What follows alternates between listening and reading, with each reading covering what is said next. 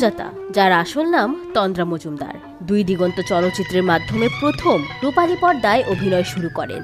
তবে দর্শক প্রথম তাকে পর্দায় দেখেন 1963 সালে মুক্তিপ্রাপ্ত ধারাপাত সিনেমাতে।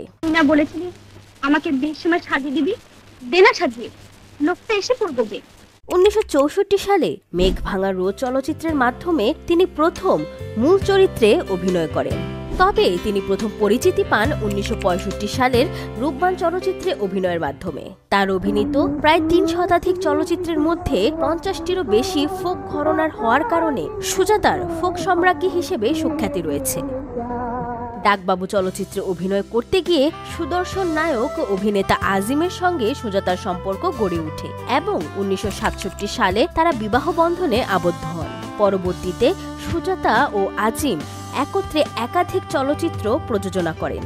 সুজাতা একজন চলচ্চিত্র প্রযোজক হিসেবেও বাংলা সিনেমায় নিজ নাম লিখিয়েছেন। তার একক পরিচালনায় নির্মিত সিনেমা হল অর্পণ, যেখানে রাজ্জাক, ববিতা সহ তিনি নিজেও অভিনয় করেন।